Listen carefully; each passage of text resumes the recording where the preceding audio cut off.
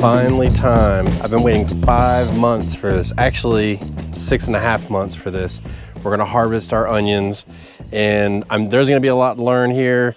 I'm gonna go over what I did and how I think I'm gonna change it and some lessons I've learned, because I've been watching it over the past couple weeks and I've definitely seen some errors that I made.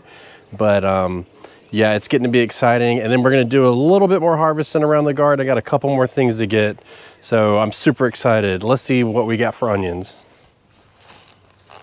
All right, so we planted Vidalia onions and we started the seed right around December, got them in the ground in January, and we've let them grow. So I've said this many times, but this is gonna be one of the last times I get to say it, is we've got garlic in the front, one row of garlic, or one double row of garlic, and then the rest of it is onions in this bed. And we've been waiting diligently. So let's look at the tall tale signs to tell when they're ready to harvest.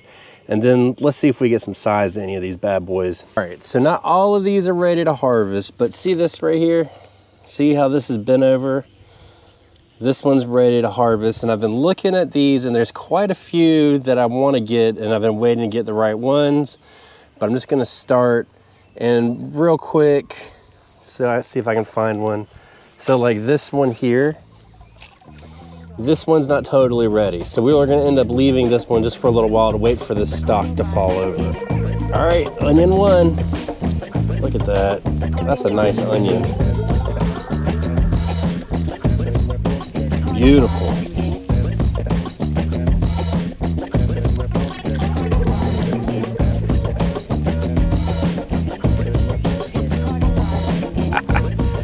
Yeah, I'm pretty happy with that.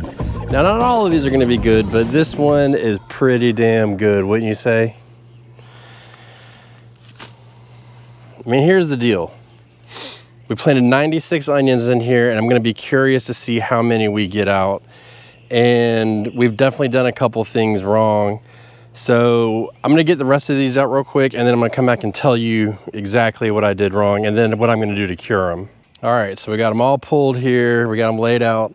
So this is how I'm gonna cure them. I'm just gonna leave them out here for a couple days, let the sun dry them out a little bit.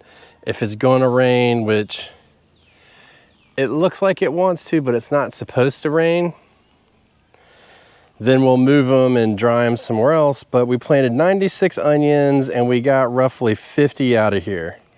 So, and you can see some of them are a good size and some of them aren't.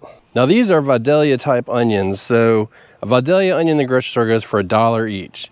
Now, this is easily $1. This is not. So, that being said, we've got some improvement to do. Now, I will say this, it's still like growing money. I mean, so what, we got 50 of them. Let's just say we got 20 bucks worth of onions. I mean, bam. I spent $3 on some seeds, and then another $1 worth of soil. Did take a little bit of care, but that's fine. And then probably another $3 on fertilizer, and that's for the whole bed in general, all of the beds. So really it's not that bad. If I would have had full growth onions, I'd have $50 worth of onions right here, which is perfect. But let's talk about what could have gone wrong, or what did go wrong, because I'm pretty sure I know what happened. The very first thing is I put the garlic in the front and the onions in the back. They just struggled for light. As the garlic caught up, it kind of hindered the growth of the onions, limited the greens. You can see we had planted onions all the way up under here, and I mean, they're not gonna get any light in there. So that row right there was squashed. Then the other thing is I had some cilantro here, and that shaded them out. Now, what I will say is the biggest onion came from right next to cilantro, so don't know what's up with that, but that is a thing. The other thing that occurred is, I'd say about a month and a half ago, I noticed there were weeds growing inside of this bed pretty good. And I just kind of let it go, and I was like, oh, whatever, we'll get to it. Well, I never got to it. So I did a light weeding, a pretty light weeding, and I mean, this is what I pulled out of this bed. So just that, I've got more to pull out. So clearly I didn't do my job as a gardener.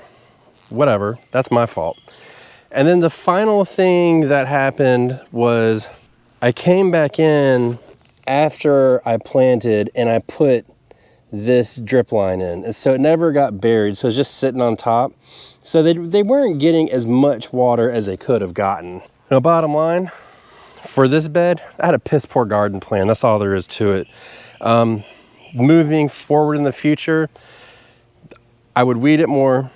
Would I share a bed with the garlic? Sure, why not? But I would just definitely make sure that the garlic was behind the onions, because the garlic goes in like 2 months beforehand. So there is that.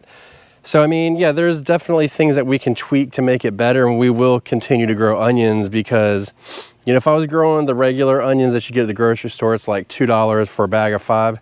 I probably wouldn't really focus on those, but these Valdelia onions, which luckily is about all we can grow down here, like I said, they're like $1 plus an onion. So just keep growing them and keep finding that right recipe to get what you want out of it.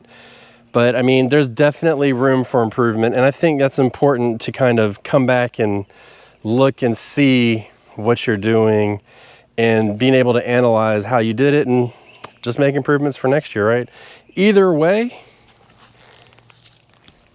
we're gonna have some onion rings tonight. And that's what I'm talking about. But if we're gonna have onion rings, we need to get something else to eat. So let's see what else we can harvest out of here, because it's been right about a month since we harvested anything from our garden. Let's look at these squash. Look at that. We'll get some of these little baby squashes here. See if it'll just come right off. All right, so this is a good time to also look like we've got a bad pollination, so we'll get rid of that. And then just looking on the stem for vine borer damage, and I don't see anything yet, so that's good. Let's see what else we can get. Dazzling blue kale is just, I mean, it's holding on, man. It's doing great. But we want to get some airflow going through here, and we want to open this up so especially this plant can get some more sun. So we're going to pick one of these plants. We're just going to take the whole plant after we finish with our pollination. We're gonna let that do its thing. Hi. So once, yep, there you go. There's a cucumber. So we'll get through here, and I think I'm gonna take this one directly in front of it, because like I said, that'll open it up and get this plant some more sun. And then we'll start getting more of these, but we're just gonna start taking one at a time unless we see things starting to bolt. So once they start to bolt, we're taking all of them. But I mean, I don't know. I've never had kale last this long, and it's been a really cool spring, but I think it's gonna start heating up soon, so we really wanna get as much as we can. And so look at all that space that just opened up in there. So a lot more airflow can get through, and we got a lot more kale to eat. And I mean, it looks like it may be trying to bolt, but we've still got some time. So we're gonna keep rolling with it, but check it out. Cabbage loopers, so we're due for a treatment anyways. Rain, we just got really messed us up on the treatment schedule for the BT for the squash vine borer. So yeah, we need to do another treatment tonight because we got a couple days. I think we're gonna get more rain in like 3 or 4 days. So this will help with all that.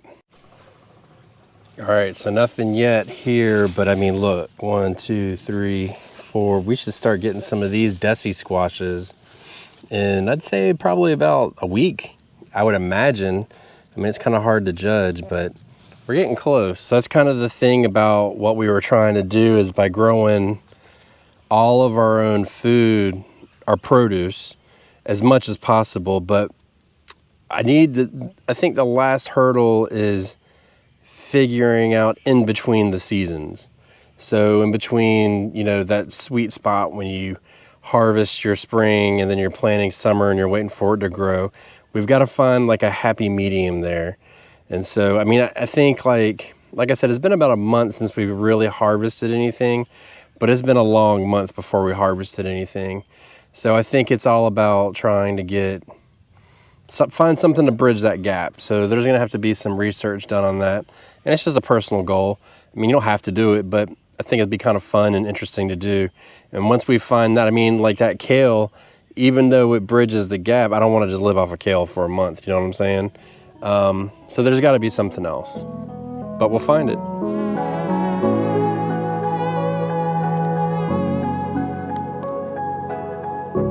I know June is going to be potato time, and we're going to come over here and look at my son's potatoes. And well, let me just show you what's going on. So a lot of them are starting to die back, and that's good. So I want to do a little test dig so I can make sure that he's going to come out and get some taters at some point in the future.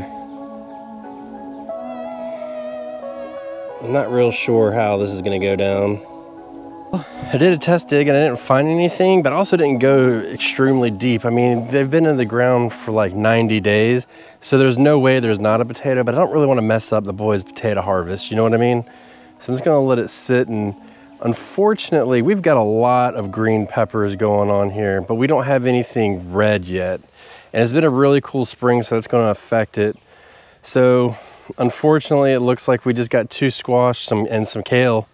And we'll probably take, or actually not probably, we will take one of these onions in and we'll make some onion rings with them. That was always my goal. And we'll let these dry for a couple days. So yeah, we are getting into our summer harvest. Let us know what you guys are harvesting in the comments below. Super curious about, you know, we're in zone 8A, so whatever zone you're in, let us know and what you're harvesting, because it is just about to start. We are loaded with green tomatoes. Our potatoes are getting done. Our carrots are right at finish. I've been doing test pulls every couple days, and we're getting more and more thick carrots. So I'm gonna wait about a week and then probably just gonna clear it all out. But I sure do hope you guys are getting some harvest and the garden season's going well for you guys. And just remember, if you mess up, then just think about it and make those changes that are applicable for next year or the next planting.